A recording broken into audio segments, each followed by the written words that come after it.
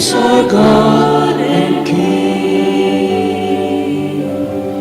In the name of the Father, of the Son, and of the Holy Spirit. Amen. The grace and peace of God our Father and the Lord Jesus Christ be with you all.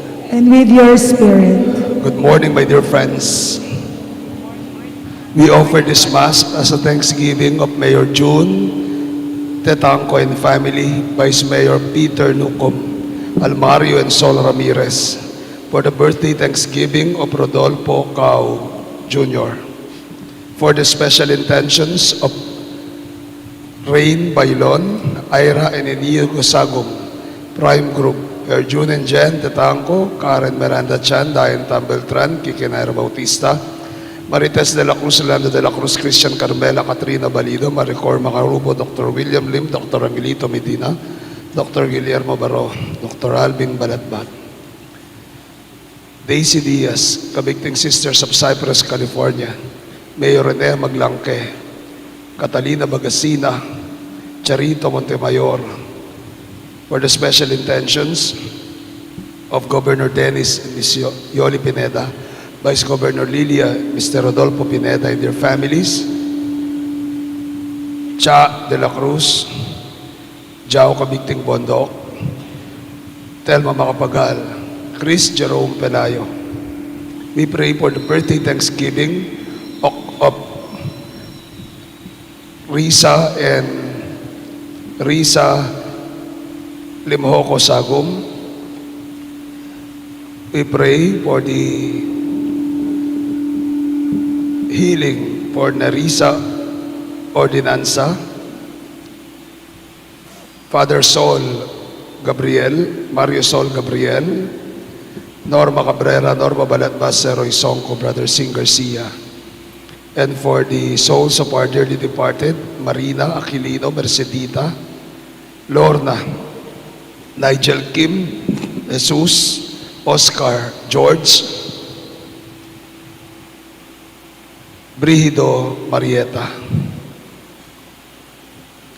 My dear friends, for us to be worthy to celebrate the sacred mysteries, we call to mind our sins and ask the Lord for His pardon and mercy.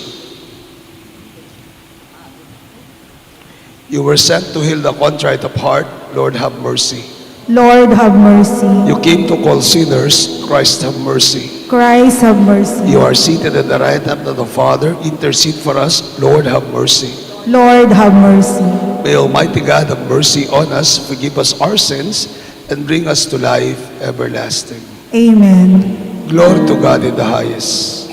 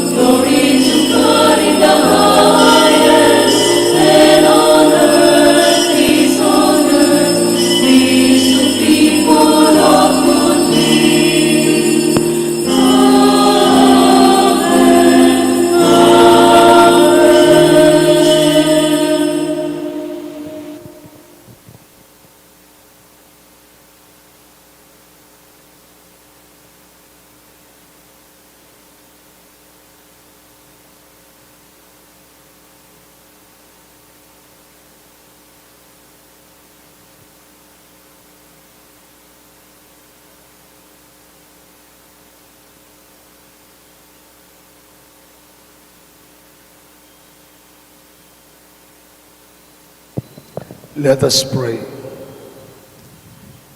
May your grace, O Lord, we pray, at all times go before us and follow after, and make us always determined to carry out good works. Through our Lord Jesus Christ, your Son, who lives and reigns with you in the unity of the Holy Spirit, one God, forever and ever. Amen.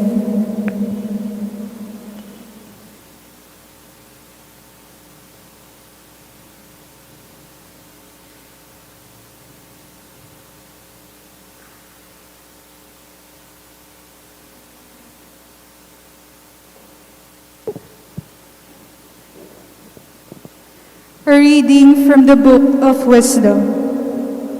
I prayed, and prudence was given me. I pleaded, and the spirit of wisdom came to me. I preferred her to scepter and throne, and deemed riches nothing in comparison with her. Nor did I liken any priceless gem to her, because all gold in view of her is a little sand. And before her, silver is to be accounted mire.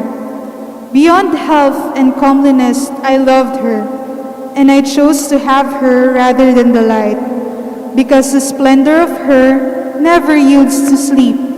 Yet all good things together came to me in her company, and countless riches at her hands. The word of the Lord. Thanks be to God. Fill us with your love, O Lord, and we will sing for joy.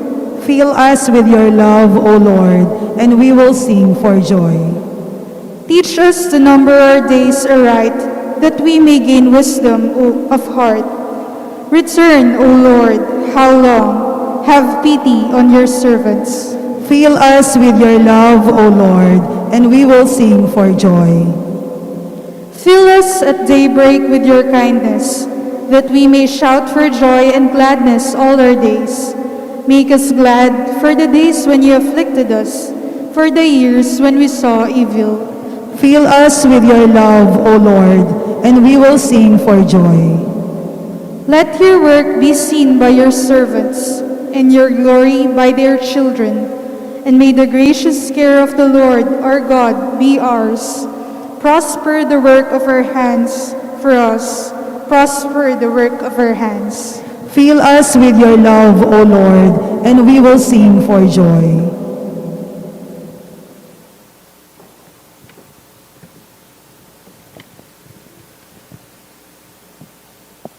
A reading from the letter to the Hebrews.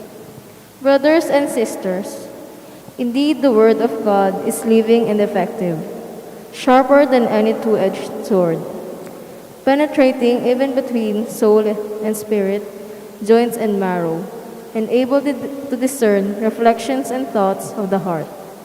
No creature is concealed from him, but everything is naked and exposed to the eyes of him, to whom we must render an account. The word of the Lord. Thanks be to God.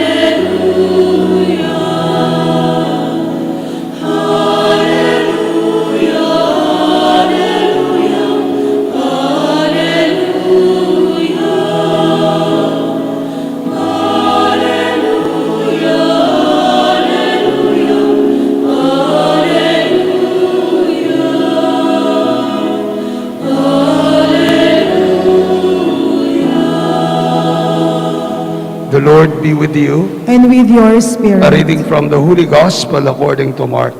Glory to you, O Lord.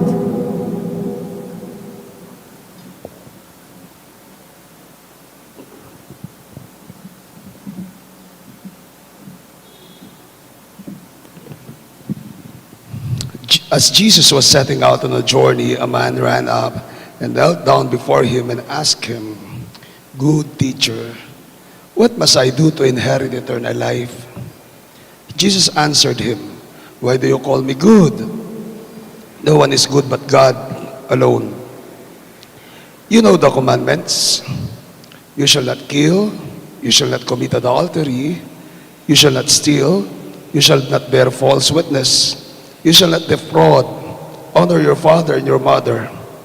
He replied, and he said to him, Teacher, all of these I have observed from my youth. Jesus, looking at him, loved him and said to him, You are lacking in one thing. Go and sell what you have and give to the poor. Then you will have treasure in heaven.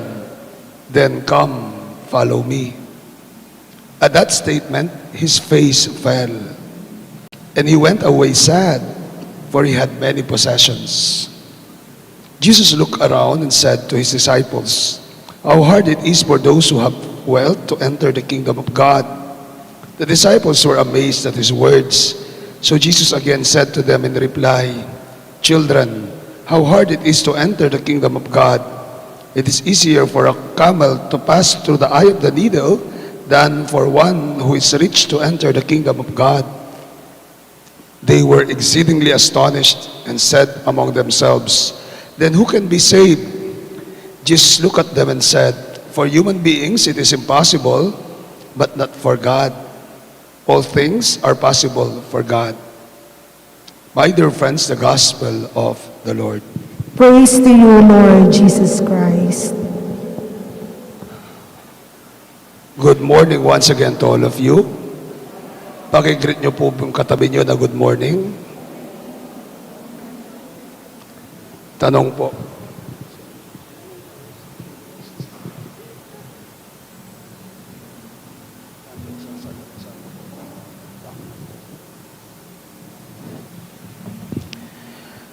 Good morning once again. Pakitingnan nyo nga po yung katabi nyo, yung nasa likuran nyo. Kilala nyo po ba yan? Okay. Tanong, nagawan nyo na ba ng kabutihan ang katabi nyo? O yung nasa likuran nyo? Yung hindi nyo kamag-anak, ha? O hindi nyo kapamilya. Nagawan nyo na po ba ng kabutihan ang katabi nyo? Answer? Wala pa? So, kasasama nyo naman. Kasama ng ugali nyo. Okay. May mga tao po na lagi nilang sinasabi, basta ako, Father, wala akong ginagawang masama.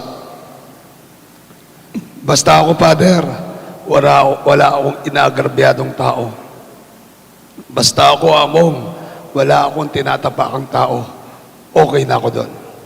Okay na ako kasi wala akong ginagawang masama. Okay na ako kasi wala akong tinatapakang tao. May mga kapatid po tayo na ganito ang prinsipyo nila. Hanggat wala silang tinatapakang tao, hanggat wala silang ginagawang masama, okay lang sila. Sino po sa atin ang may ganitong prinsipyo? Sino sa atin ang may ganitong prinsipyo? No? Okay na ako. Kaya po kung minsan, pagkita ko, oy, sabi ko, ba't di ka mag-serve sa simbahan? Oy, ba't di ka mag-involve sa parokya? Sasabihin po, ay, Among, okay na ako dito. Okay na ako sa ganito. At least wala akong tinatapakang tao. At least wala akong ginagawang masama. At least,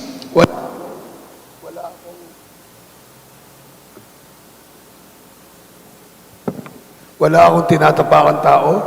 Wala akong ginagawa ng masama.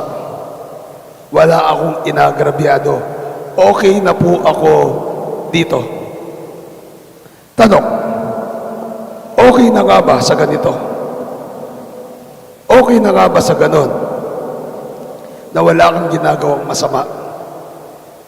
May mga tao, totoo, wala silang ginagawang masama. Wala silang ginagawang masama. Pero tanong, may ginawa ka na bang namang mabuti? Totoo, wala kang ginagawang masama. Very good. Maraming salamat. Pero tanong, may ginawa ka naman bang mabuti sa iyong kapwa-tao? Magkaiba po yun. At kung titingnan po natin, looking at the gospel for today, it is the same thing that the rich young man had been asking Jesus. There was a rich young man who came to Jesus and he said to Jesus, "Good teacher, Lord, ano po yung dapat kong gawin para magkamit ng buhay na walang hanggan?" Anong sabi ni Jesus? You know the commandments. You shall not kill, you shall not commit adultery, you shall not steal, you shall not bear false witness.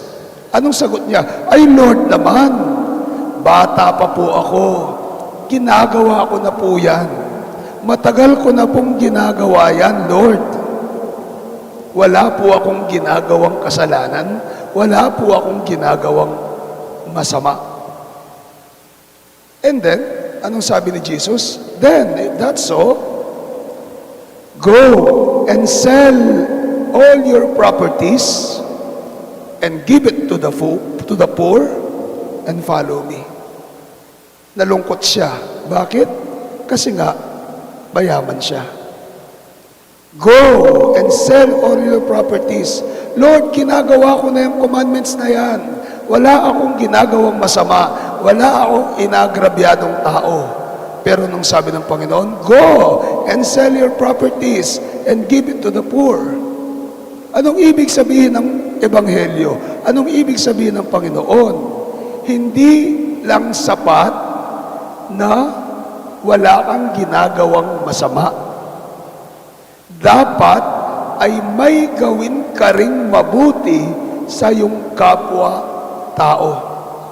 When we say, wala akong ginagawang masama, wala akong ginagrabyado, wala akong tinatapakang tao, wala akong pakialam dyan, basta ako, wala akong ginagawang masama. It is a convenient excuse for being selfish. Ay, wala akong pakialam dyan, basta ako, walang ginagawang masama, basta ako, walang kasalanan. Wala akong pakialam dyan, basta ako, wala akong tinatapakang tao. Isn't it that a convenient excuse for being selfish, na maging makasarili? Kasi wala kang pakialam sa iba. Kasi nga, tama ka eh. Kasi nga, wala kang ginawang masama. Pero tanong dyan, may ginawa ka naman bang mabuti sa iyong kapwa-tao? Which the Lord was asking the rich young man. Okay, wala kang ginawang masama. Pero ito yung gawin mo. Gumawa ka ng mabuti sa iyong kapwa-tao. Then, you will have life eternal.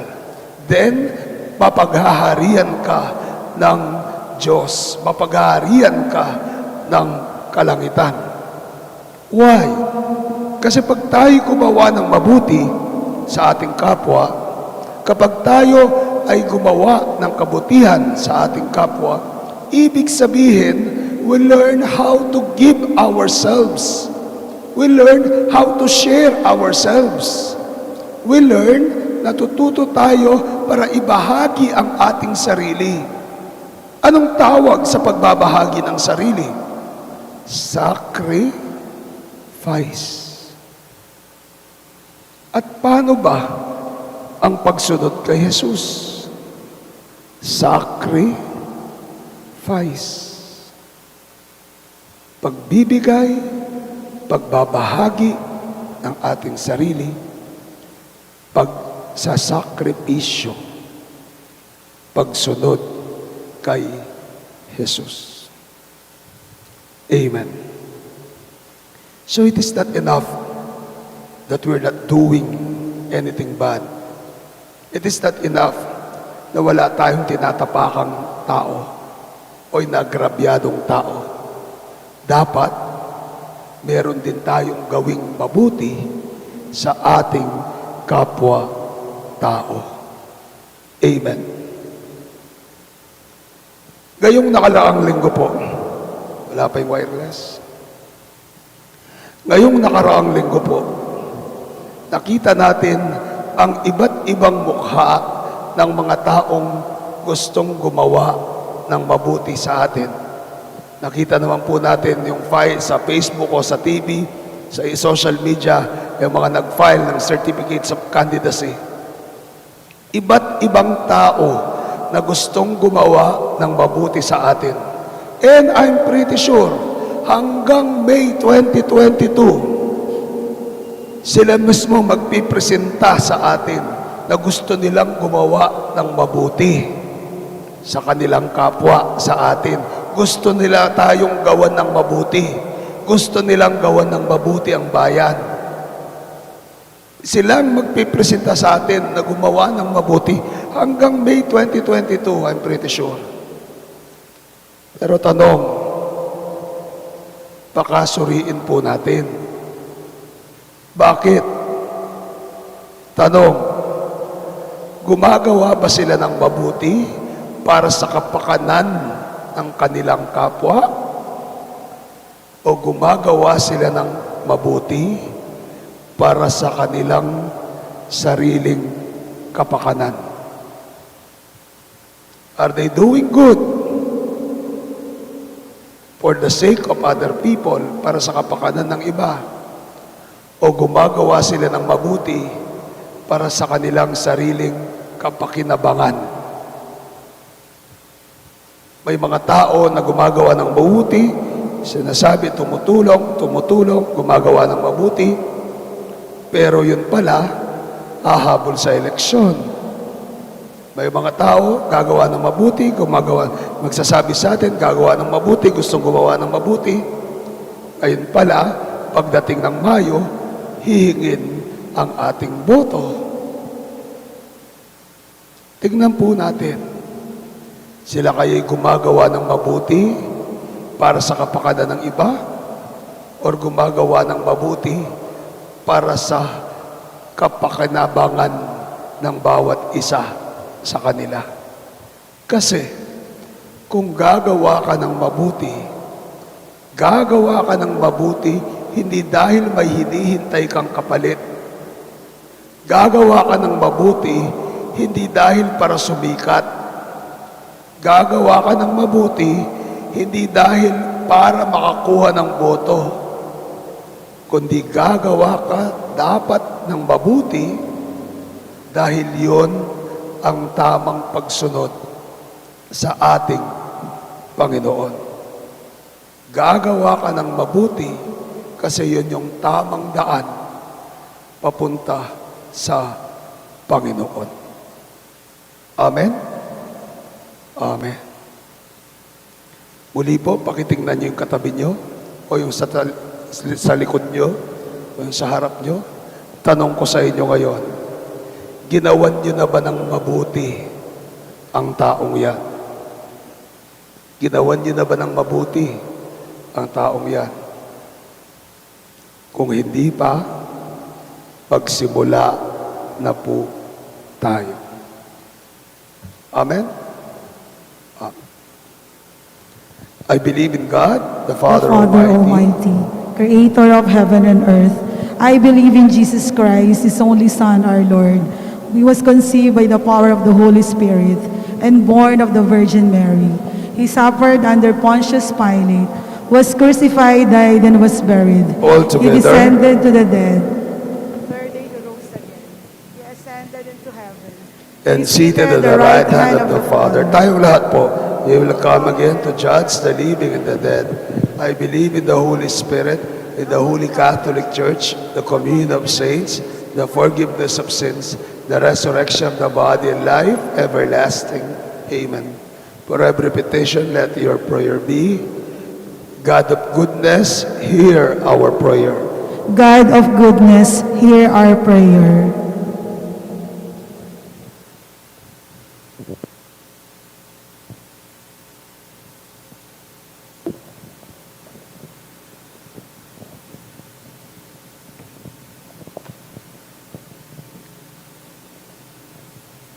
For the Holy Father, the Bishop, the clergy, and all who exercise authority in the Church, may they proclaim and live out the values of kingdom with the zeal and conviction, we pray.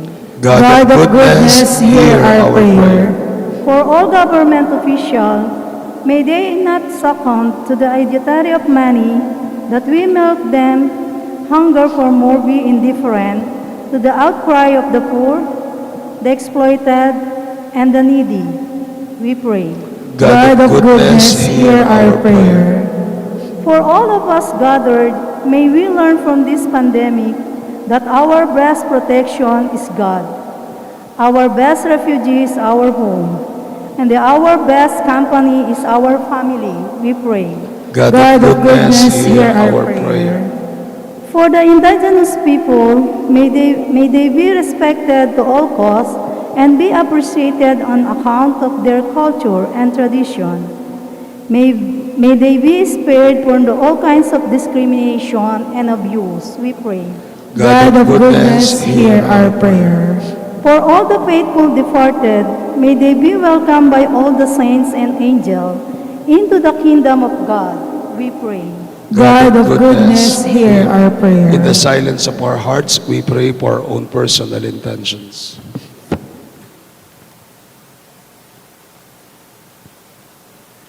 Lord, these are our prayers. These are the intentions of our hearts. We pray that through this, we may be able to do good to our fellow man and follow our Lord Jesus. Amen. Amen.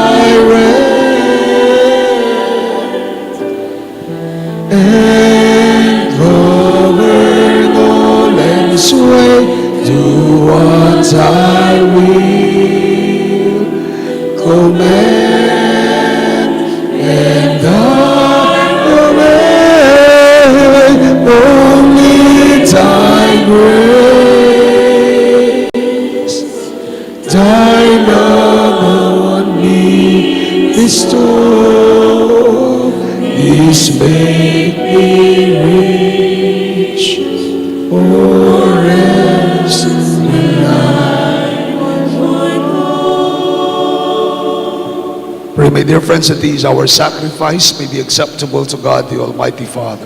May the Lord accept the sacrifice at your hands for the praise and glory of his name, for our good and the good of all his holy church. Accept, O Lord, the prayers of your faithful with the sacrificial offerings, that through these acts of devotedness, we may pass over to the glory of heaven through Christ our Lord. Amen. And the Lord be with you. And with your Lift up your spirit, hearts. we lift them up to the Let us give Lord. thanks to the Lord our God. It is right and just. It is so right and just, our duty and our salvation, always and everywhere, to give you thanks. Lord, Holy Father, Almighty and Eternal God, through Christ our Lord. For you laid the foundations of the world and have arranged the changing of times and seasons. You formed in man in your own image and set the humanity over the whole world and all its wonder, to rule in your name over all you have made, and forever praise you in the mighty works through Christ our Lord. Through him with all the angels and saints, we praise you forever.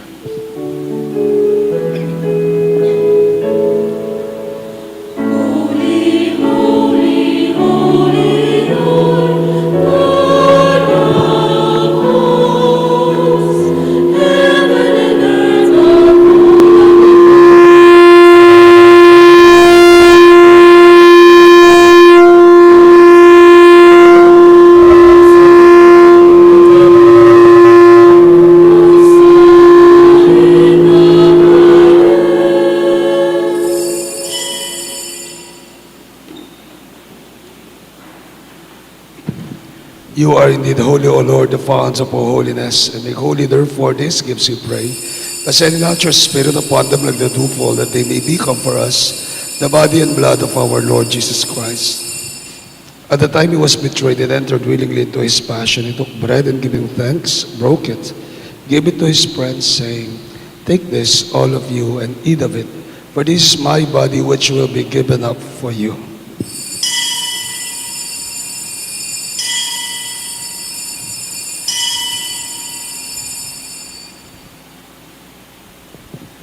In a similar way, when supper was ended, he took the chalice, and once more giving thanks, gave the chalice to his friends, saying, "Take this, all of you, and drink from it, for this is the chalice of my blood, the blood of the new and eternal covenant, will be poured out for you and for the many for the forgiveness of sins. Do this in remembrance of me."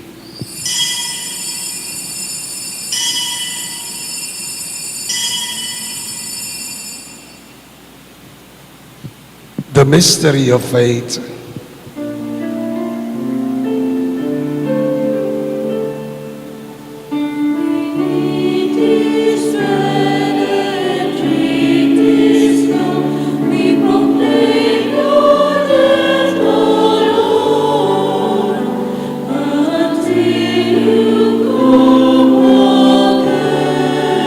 Therefore, as we celebrate the memorial of his death and resurrection, we offer, Lord, the bread of life and the chalice of salvation, giving thanks that you have held us worthy to stand in your presence and minister to you. Humbly we pray that partaking of the body and blood of Christ, we may be gathered into one by the Holy Spirit. Remember, Lord, your church spread throughout the world and bring her to the fullness of charity, together with Francis, our Pope, Florentino, our Archbishop, Pasiano, his emeritus, and all the bishops with the clergy and your children whom you have gathered here before your altar. Remember also our brothers and sisters who have fallen asleep in the hope of the resurrection, and all have died in your mercy.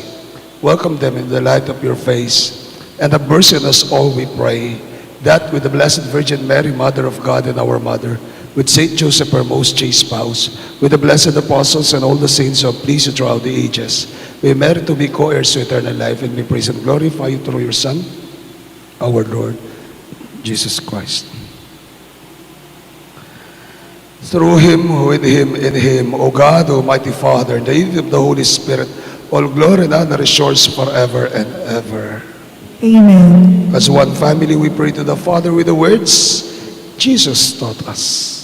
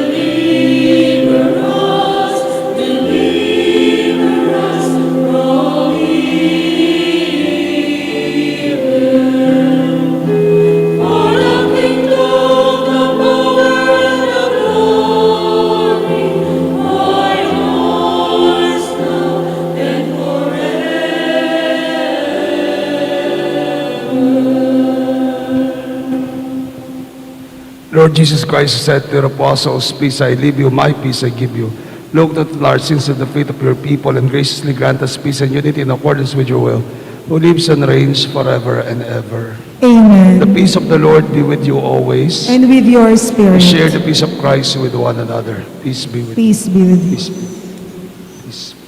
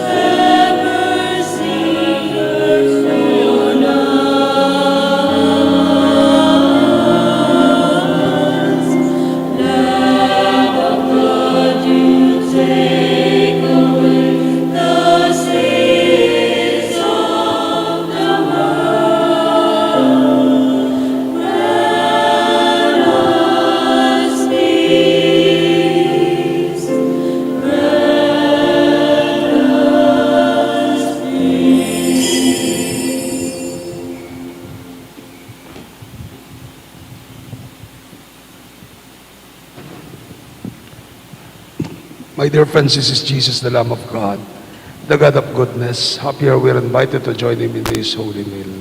Lord, I am not worthy that you should enter under my roof, but only say the word, and my soul shall be healed. Spiritual communion. My Jesus, I believe that you are present in the most holy sacrament. I love you above all things, and I desire to receive you into my soul. Since I cannot at this moment receive you sacramentally, come at least spiritually into my heart. I embrace you as if you were already there, and I unite myself wholly to you. Never permit me to be separated from you. Amen. The body of Christ. Amen.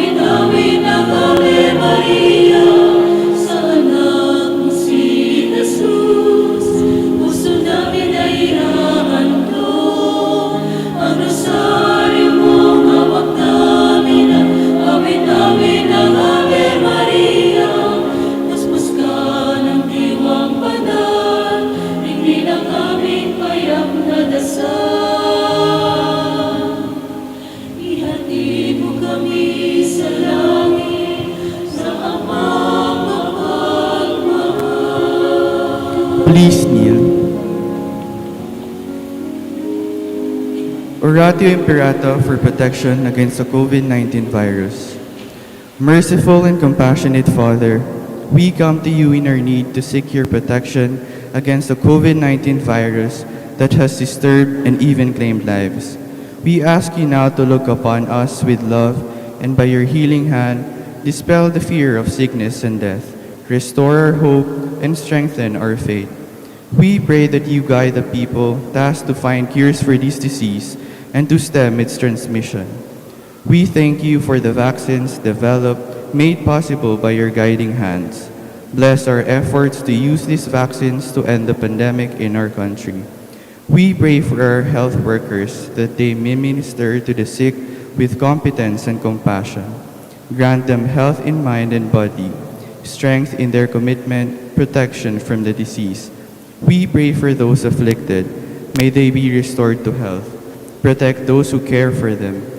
Grant eternal rest to those who have died. Give us the grace in these trying times to work for the good of all and to help those in need. May our concern and compassion for each other see us through this crisis and lead us to conversion and holiness. Grant all these through our Lord Jesus Christ, your Son, who lives and reigns with you in the unity of the Holy Spirit, God, forever and ever. Amen. We fly to your protection, O Holy Mother of God. Do not despise our petition in our necessities, but deliver us always from all dangers. O glorious and blessed Virgin, Amen. Saint Joseph, pray for us. Saint Raphael the Archangel, pray for us. Saint Roch, pray for us.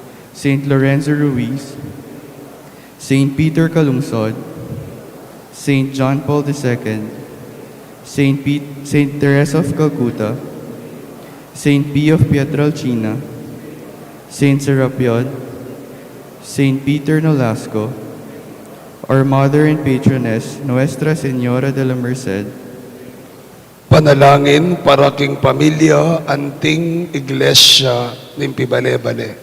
Pupurian at parangalan da ka, samban at pasalamatan ta Ginoo at Diyos mi, ipaming malugod at maganaka, uli ring mga ragulabagi at epatan mo kaya kami, lalo na king lalam ng kasalpantayan at itinggap mi ang timong regalo, limang dalan ng banwa ing milabas, ipanalangin nila ring pamilya.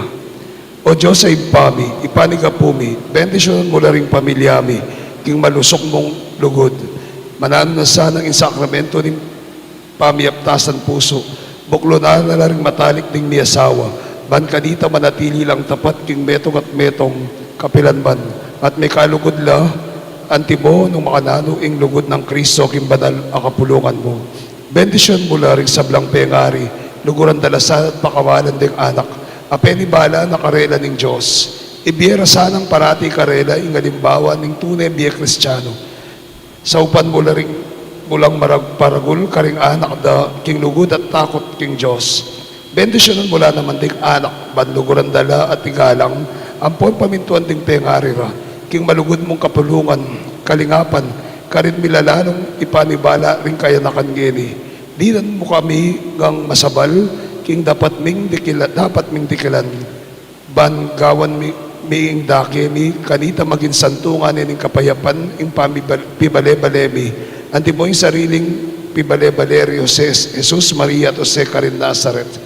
Sa upan mo kami, ban, daagul, aldo-aldo, ing tunay ming lugod kaya ka, at karing kaparaming tao, ban kanita ing katuliran ng pong kapayapan, masayang magari king kabilugan ng pamilya ning ketawan. Amen. Santo Cristo del Perdon y Caridad, Panalangin mo kami. pakaluluwan mo kami. Virgen de los Remedios, ipanalangin Panalangin mo mo kami. kami. Let us pray. Please stand. We entreat your majesty, O most humbly, O Lord, that as you feed us with the nourishment which comes from the most holy body and blood of your Son, you may make us sharers in His divine nature, who lives and reigns forever and ever. Amen. Amen. Ang ating pong mga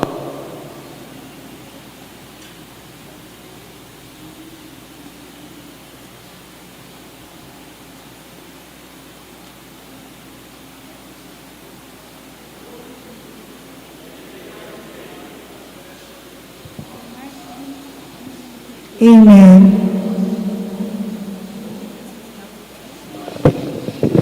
Thanks be to God.